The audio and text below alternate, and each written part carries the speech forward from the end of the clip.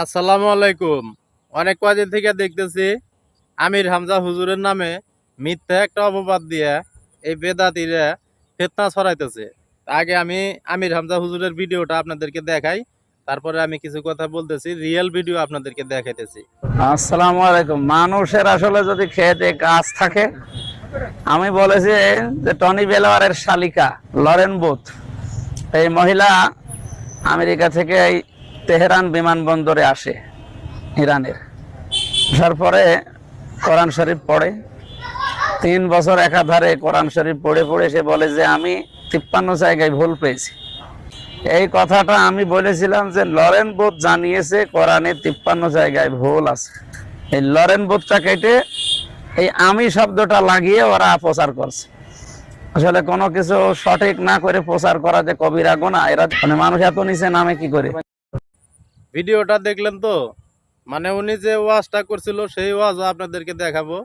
তার আগে আমি একটু কথা বলে নেই। এই শিরিক বিদাতি মুশরিকের দলেরা যারা কোরআনের তাফসির করে, যারা কোরআনের রেফারেন্স দিয়ে কথা বলে, ওদের টার্গেট হলো ওদের বিরোধিতা করা। আপনারা সবাই জানেন, আমিও জানি, আমির হামজা হুজুর জালেমের জেলখানায় থাকার পরে সে একটু শারীরিকভাবে অসুস্থ, মানসিকভাবেও অসুস্থ, একটু কথাবার্তা উল্টাপাল্টা হয়, কিন্তু ওই কথাটা কিন্তু অনেক আগের, ওই ওয়াজটা অনেক আগের। এই কথাটা নিয়ে এখন এই যে মিথ্যাবাদ ছড়াইতেছে যারা, এই শিরিক বিদাতি মুশরিকের দলেরা, তাদের টার্গেট হলো এই ময়দানে, এই বাংলাদেশের ময়দানে যেন কোনো আলেম ওলামা না থাকতে পারে। এদের টার্গেট ছিল আল্লামা দেলোয়ার হোসেন সাইদি, তাকে শেষ করে দিছে। এখন এই ময়দানে যারা কোরআনের তাফসির করবে, ওরাই তাদের দুশ্মন। মানে কোরআনের তাফসির করলে তারা ওদের দুশ্মনী করে, তাদের বিরোধিতা করে। এখন আমি মূল ওয়াজটা আপনাদেরকে শুনাই, তারপরে আমি কিছু কথা বলতেছি। মূল যে ওয়াজটা সেটা আমি শোনাইতেছি, সেই ওয়াজটা আগে শোনেন, তারপরে বুঝতে পারবেন। লরেন বুথ মুসলমান যখন এই কথা শোনার পরে তাকে কোরআন শরীফ শুধু না, তাফসীর আর সিয়াসিত হাদিস তুলে দিয়েছে, নাম বলেছে আপনি কিনে নিন। ওগুলো কেনার পরে 3 বছর একাধারে আনাকুম জানাকুম পড়া না, পড়ার মতো পড়িস। 53 জায়গায় কোরআনে ভুল ধরিস। কয় জায়গায়? 53 জায়গায় লাল দাগ দিয়েছে।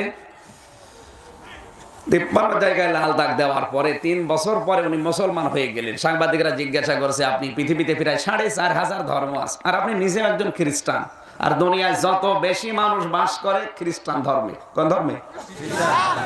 810 কোটি মানুষ এই দুনিয়ায়, এখন সবচাইতে বেশি মানুষ বাস করে খ্রিস্টান ধর্মে। এরপরে এই কথার দ্বারাই আপনারা কি বুঝলেন? উনি বলছে কোরআনের মধ্যে 53 জায়গায় ভুল আছে।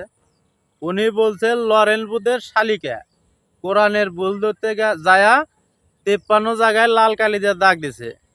দাগ দেওয়ার পরে দেখছে যে না, এক জায়গায় দাগ দেওয়ার পরে আরেক জায়গায় যায় ওটার মানে পায়া গেছে, ওটার উত্তর পায়া গেছে।